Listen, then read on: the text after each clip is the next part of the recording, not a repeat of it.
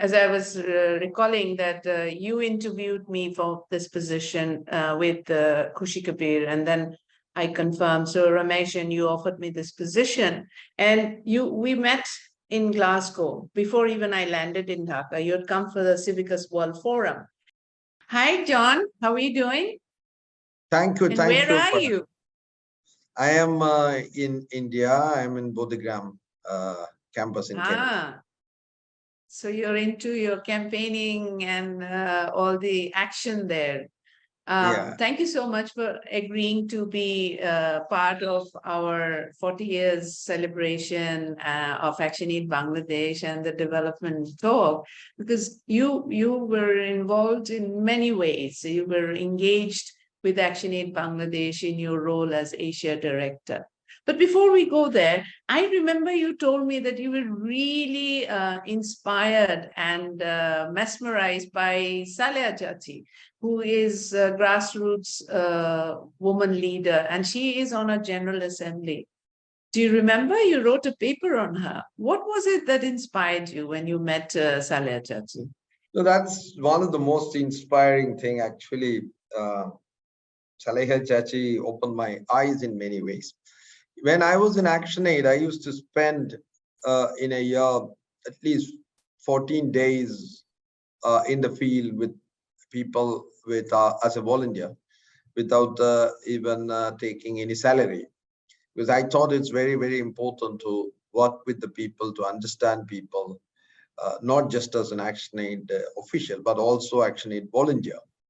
So I went to Chor Mumtaz as an ActionAid volunteer, and I spent around 10 days there. And I met Saleha Chachi because most of the women were wearing veil, and I couldn't even see their face.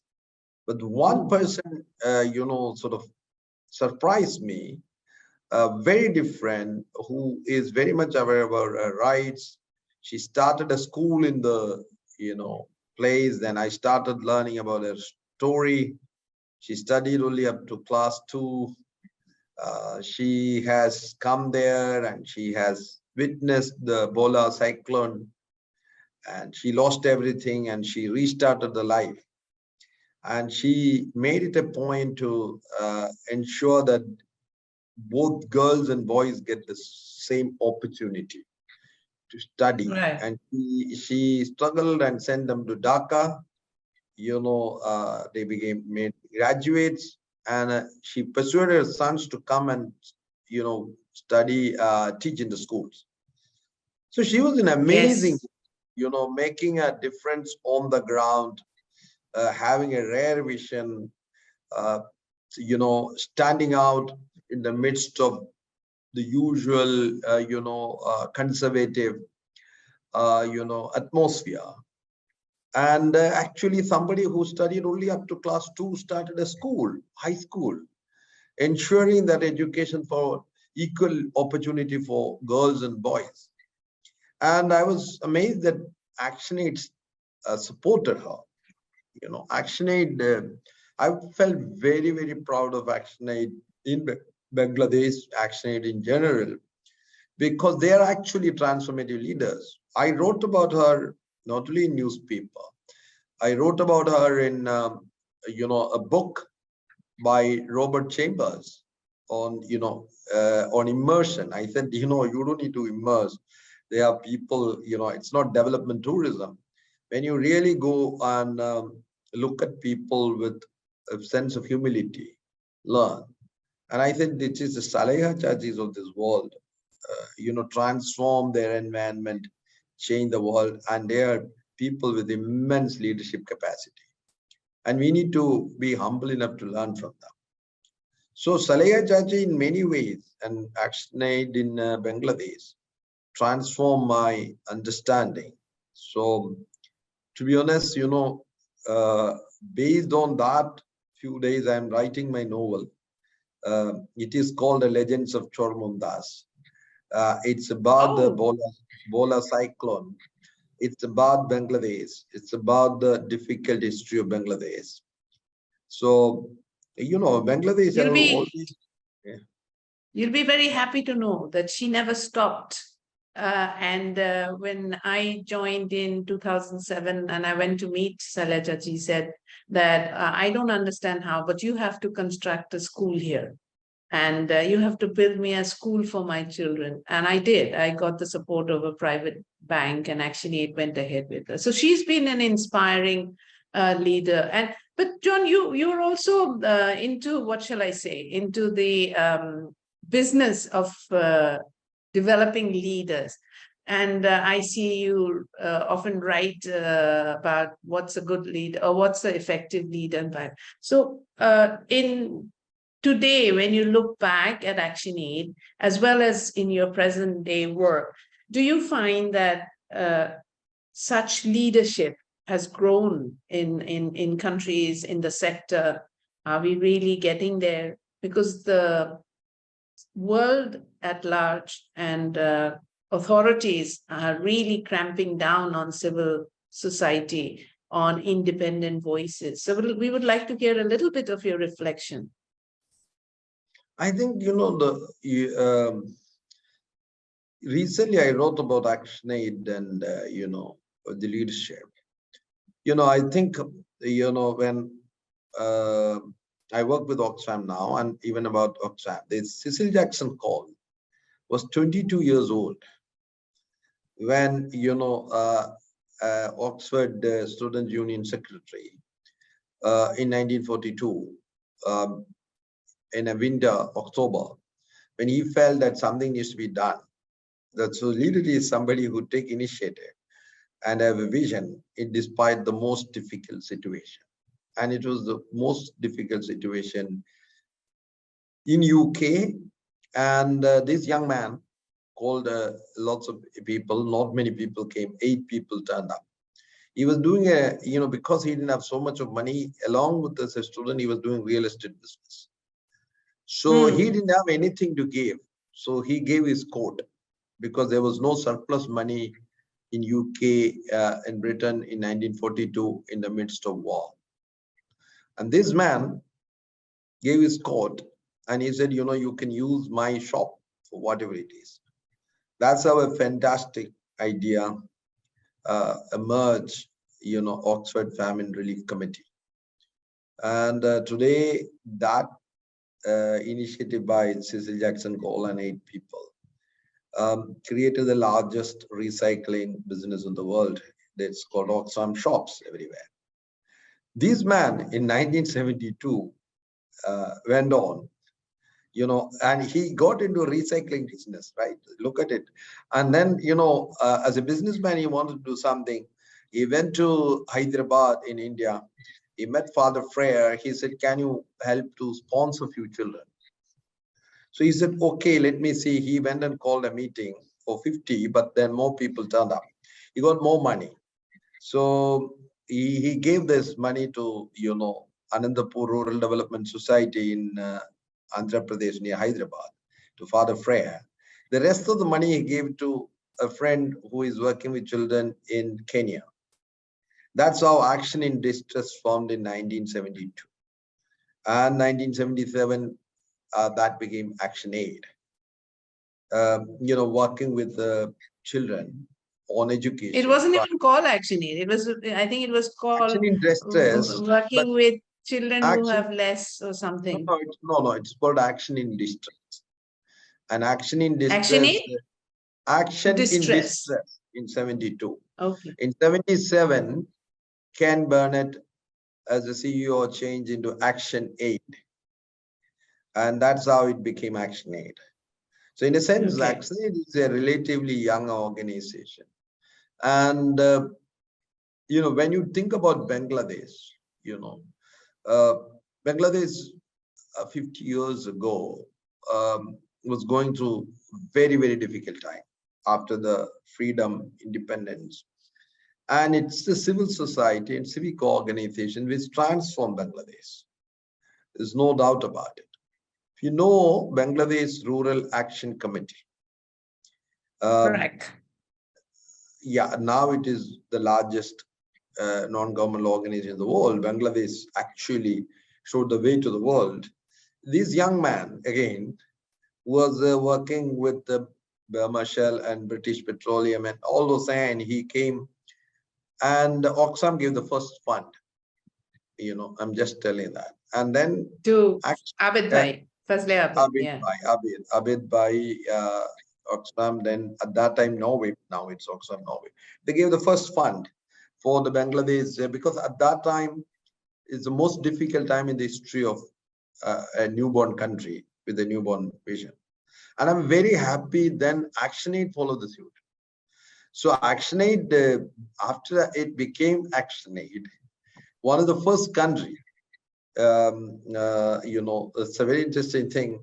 It's a 50-year of Oxfam in, Bangladesh and 40-year of ActionAid.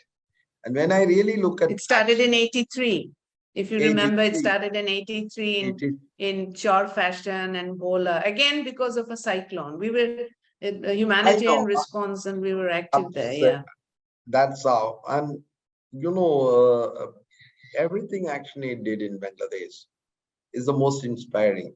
In fact, I've been traveling to Bangladesh for 33 years. I think 1992 or 93, I first came to Bangladesh. And ever since, in Bangladesh, I have seen transformative leaders, but one of the greatest vision, not only for Bangladesh, for the whole world. And this is something which needs to be noted. The civil society in South Asia, India has that Gandhian tradition, a number of multiple traditions which had, but the young, inspired professionals and people, economists, chartered accountants, who have came and part of the civic, movement. And ActionAid, after 40 years, I think I'm very happy for you are leading it, because Bangladesh has some of the best civic leaders in the world. I mean, all those, BRAC is a classic example with anybody in the global south feel proud of. And ActionAid is also, we should be proud of because it's the first international organization led by people from global south, right?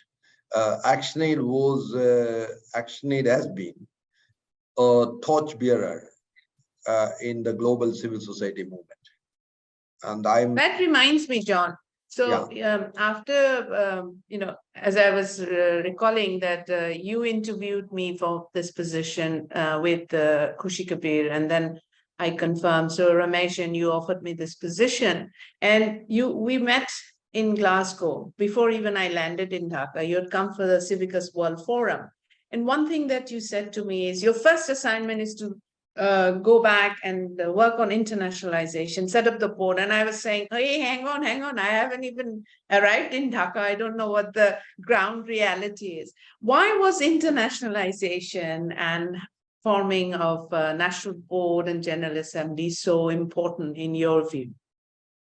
And wasn't that something that ActionAid was really the forerunner before any other INGOs had even decided to go that path, isn't it?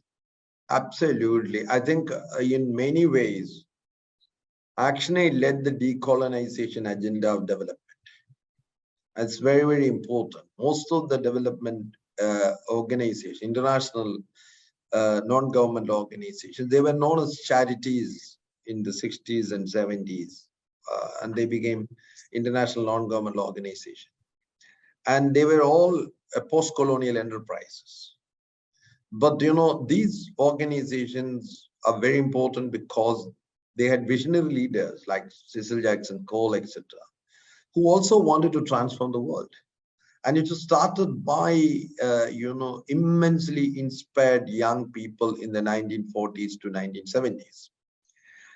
And ActionAid, the wisdom of the leaders of ActionAid, including Ken Burnett, who was a young man, felt that these organizations work with the people of the global south. Hence, the real stakeholders and leaders of this organization should be from global south. And hence, We need, from a British charity to an NGO, we need really a global movement. And this required internationalization. Internationalization is a philosophy based on diversity, agency, national ownership. And when you say international cannot be without national, the word international is based on the premises of national. So internationalization needs to be based on nationalization. See, nationalization is a prerequisite to international. So you cannot say that an organization based in UK or US is international. As long as it is run by and implemented on behalf or for the poor, it has to be. So I'm very happy that I and you were, Farah, a part of that transformation, where today ActionAid Bangladesh is a Bangladeshi national organization, which contributes. We celebrated 10 years of this process. Used to be, I'm very proud that Farah, you led the process, and with agency, what we call the people of Bangladesh should prioritize what is best for the people of Bangladesh. And when you say ActionAid, it's not the ActionAid staff. To my mind, ActionAid means those community-based organizations, civil society organizations, activists, civic activists, and the people. For me, Saleha Chachi is a part of ActionAid movement. It's an ActionAid dream. So the constituency of ActionAid is not just an office or staff, but it's the whole ecosystem, the people with whom we work. And the difference is we no longer work on behalf of the people. We work with the people. We have a people-centered approach, a partner-led approach. And this philosophy is what made ActionAid very different. Number two, you led that movement as well. Organizations will have to be rights-based, based on entitlement of people. ActionAid led the way for. My own interaction with ActionAid started in 1992 to do the rights-based approach to development. And then it moved to a much more feminist approach. And you also led that, Farah. So I'm very, very pleased, and I consider it a great learning opportunity to work with you on ActionAid. In many ways, my worldview on internationalizations or the international non-governmental organizations has evolved with my interaction with ActionAid. And I'm immensely grateful to ActionAid for providing me an opportunity to work with Saleha Chachi, you, and all others. Which makes me, yeah, but John, you are no less in terms of coming up with innovative ideas and dreaming, and so you wanted to do, work at the South Asia level. You came up with an idea called INSA, and then also you wanted to work on media freedom, democracy. I remember how strongly you were supporting the HIV/AIDS program in country and across, and we did some very interesting pieces of work. What's your reflection today, 15 years down the road? We led on some of this, but we seem to have lost the steam. Or were you happy with the way things happened and the outcome of such initiatives at the Asia level, South Asia level?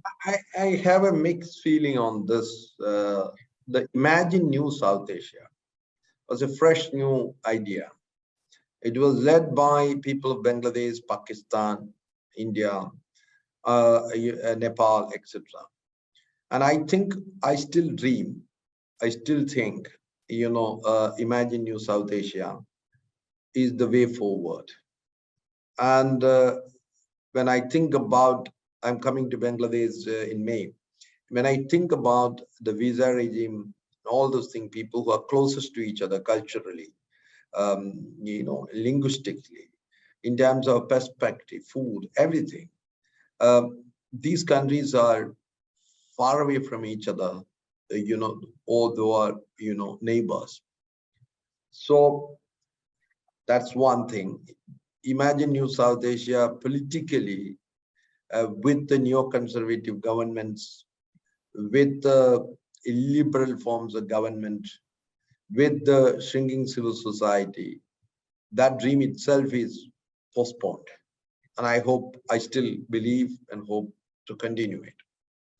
Second, with international organizations, it's a larger story and there is lessons to be learned. ActionAid was one of the first organizations which promoted internationalization, a federated approach. But what happened is, over a period of time, with as you know, one of the problem with international organizations is it's all directly proportional leadership. Somewhere in some sort of a strange wisdom, region was shrunk, and it has affected the joint space and initiative for the countries to work together. And I feel that way sad. Many of those initiatives, like Imagine New South Asia, Asia Media Forum, or APACHA, Asia Pacific HIV, Alliance, all of them, once the regional space is sort of shrunk because of the management decision, unfortunately, ActionAid could not take it forward. And that is, the unfortunate part of it. But however, I feel all the more reasons to work across organizations, across people, across borders, to come out with the new imagination and dreams in this most difficult time in which we live. So organizations like Do you ActionAid, think, John, yeah, we could, there are initiatives, but climate crisis is something that could again mobilize the South Asia region, because this is where 1/5 of the world's population is, and this is where the most vulnerable countries to extreme climate crisis is. And could we again come together? And I remember what a role you played in making poverty history. And poverty isn't history yet, and poverty has changed in terms of, it's not about $2 a day, $2 a person, but it's more about poverty of energy, poverty of opportunity, poverty of leadership. So would you be mobilized? Would you think that you could again see ActionAid playing a role and bringing together South Asia and taking these issues up? Is that something you would like to see ActionAid do? Or maybe ActionAid Bangladesh take lead on? absolutely. Yeah. ActionAid always talked about climate justice and climate action, and I think it is time for ActionAid in South Asia, particularly Bangladesh, India, Nepal, all of them, together to work on climate action and climate justice. And I think it's more important that all of us who occupy different leadership roles in different organizations work across the spectrum. I think there has to be a new imagination in 21st century. It's not that we have not done, we have done, but it's not enough. No organization with all its resources cannot change the world alone. So we need to be first, ActionAid and all other organizations should be humble.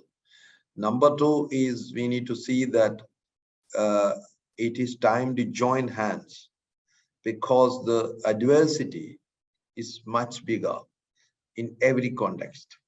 We are moving from a liberal politics to an illiberal politics. So we need to see, the two challenges I see is when ActionAid transformed itself into international organizations, national organization, etc.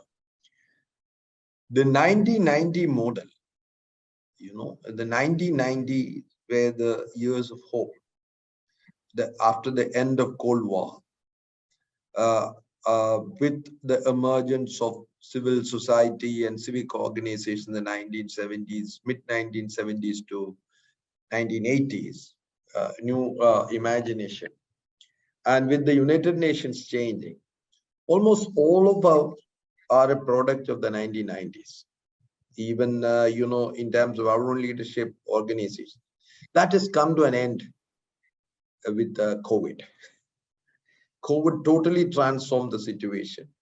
In the post-COVID years, the money from Europe was shrunk for the international development, and there is, after the liberal politics to neoliberal economic policies, we have moved to illiberal politics, illiberal forms of government with less civic space and civic freedom and civic leadership, and more corporate, crony corporate politics, and globally much more protective, environment.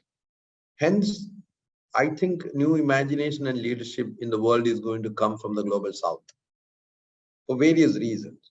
And hence, I feel that ActionAid and Farah, feminist leaders like you, can make a big difference.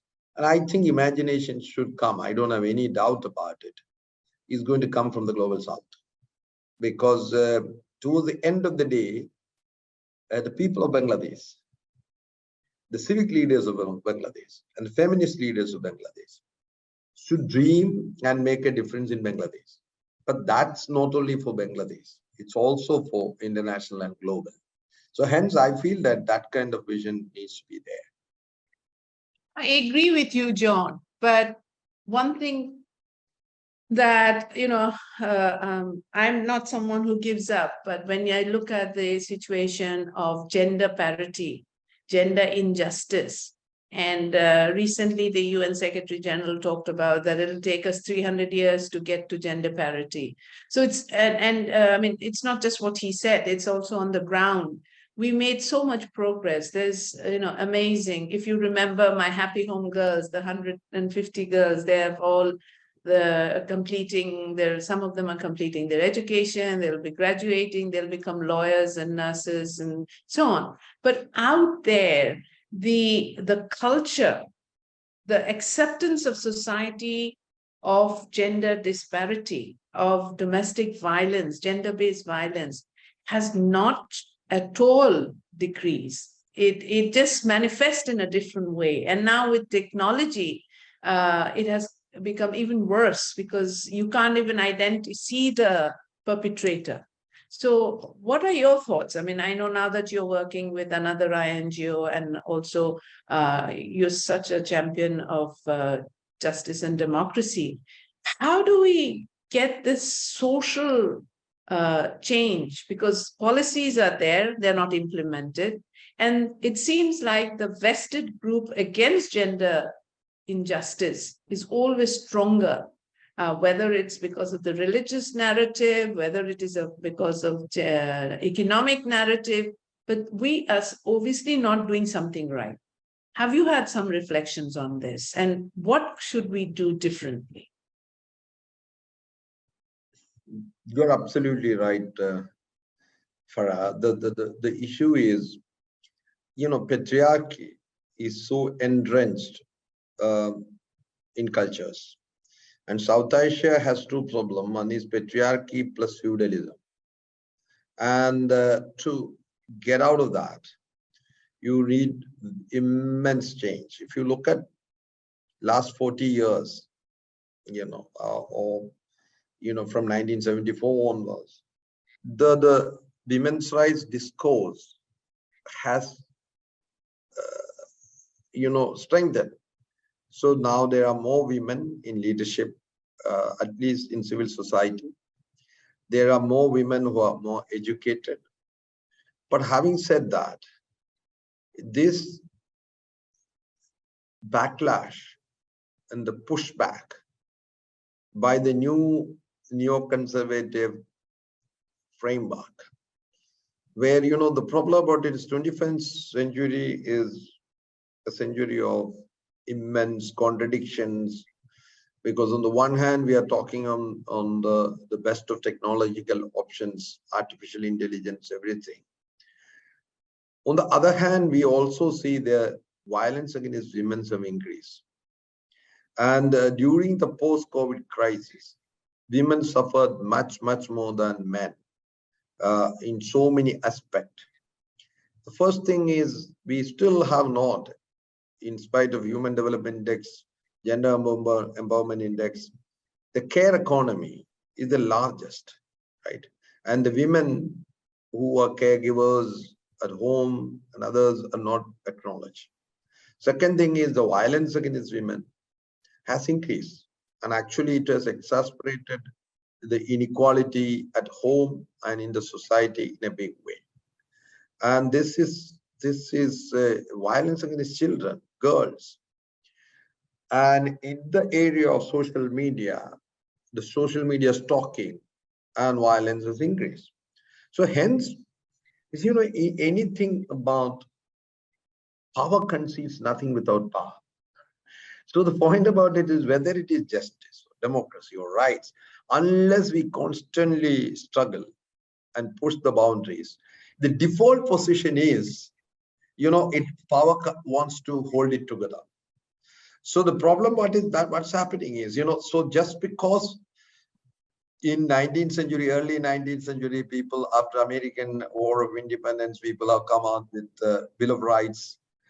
Then, you have French Revolution. When you have all those things have come, look at, labor rights. ILO was the first one to done it. Then, you have a situation, it come back, right? The power. So the struggle for democracy, the struggle for civic rights, the struggle for gender justice, it has to be a 24/7 struggle. It is not. It's not something. It is not something which we can sit and say the mission accomplished, because the violence and war. We fought against war. We know that what happened in First World War and Second World War. As we speak now, the Russian war in Ukraine is displacing so many people. It has created inflation. It created, it has impact in Bangladesh, everywhere. So the point about it is these needs, we need to ensure that there is peace and justice and rights and non-negotiable. And all through history, it survived because there are people like you and me who believed in it. We try to push the boundaries because we are driven by the values of equality, justice, and freedom. So that's the sort of values which we need to. So the point I'm making is, just because it was pushed back, we don't need to give up. It's all the more reason that we need to work together in solidarity to say no to injustice, to say no to violence against women, to say no to violence against children and girl children particularly. And we need to really educate to see that both girl child and male child are absolutely equal, and they should have equal opportunity for study, growth, employment, and leadership. So the point about it is, we don't need to be, it's Antonio Gramsci said, he said, the pessimism of the intellect and optimism of the will. And I think I'm still driven by the optimism of the will. Sometimes many things we cannot perceive intellectually. Intellectually, if you look at it, it's all pessimism. But in terms of values, politics, hope, still it is the pessimism of the will which should drive us. So you and I, we are both highly optimist people who never give up. What do you wish ActionAid Bangladesh on its 40th anniversary, and where would you like to see it go? I think ActionAid Bangladesh should, ideally create hundreds of Saleha judges everywhere. That means women leaders, women-led movement, feminists. Saleha Chachi is a feminist in Short Mumtaz in her own way, right? She stood up. In Bangladesh? Yeah. So She's the an point about, and icon. I am very happy that I discovered her. And I think her story will be immortalized when my novel get published eventually in English. It started getting Good. serialized. It's called The Legends of Chormam Das. So, see, Golachiba, Please uh, finish it while she's still alive. She's now yeah. old and becoming frail. So that So I'll the tell her about you. I know the Bangladesh when I come to Bangladesh. And what do you wish ActionAid Bangladesh? How would you see it progress the next 10 years? Restaurant. And I see, you know, um, Farah, leaders like you um, should think for Bangladesh, people of Bangladesh, but also you should think for the world. And I think the leadership to bring together, imagine a new South Asia is still important. I think we need to work with younger people. We need to invest in a younger generation.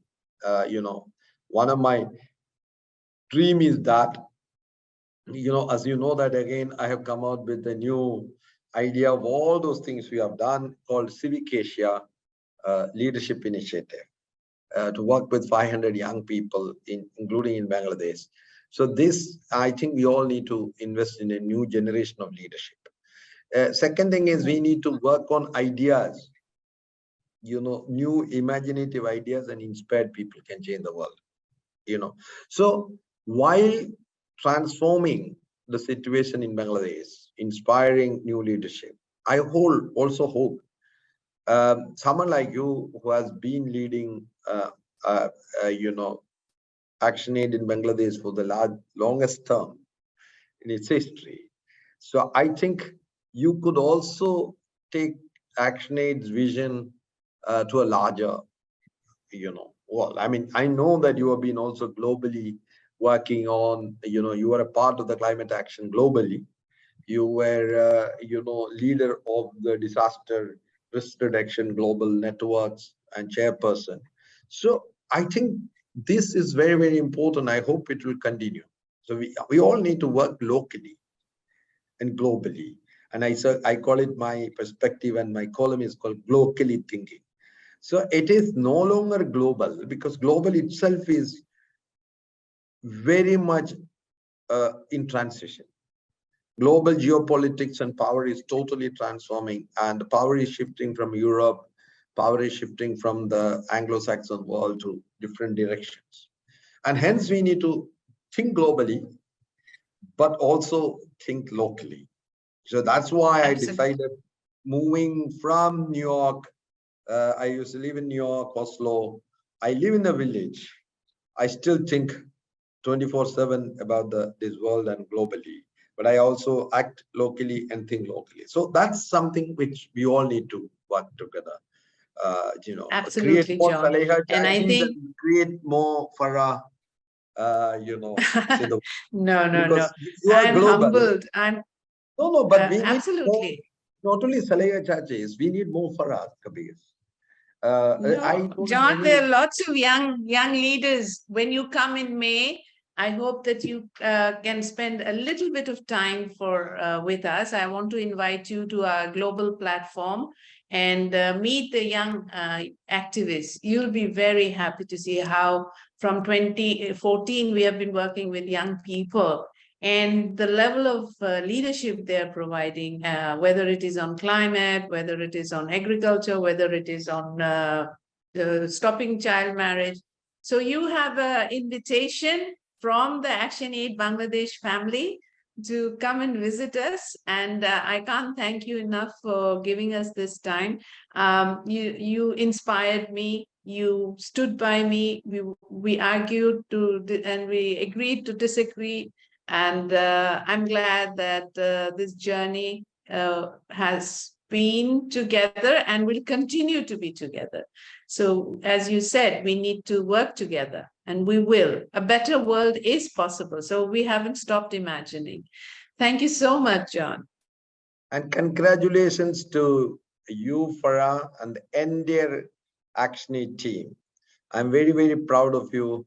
And I'm very, very happy that I work with you. And ActionAid still inspires me. and you still inspires me.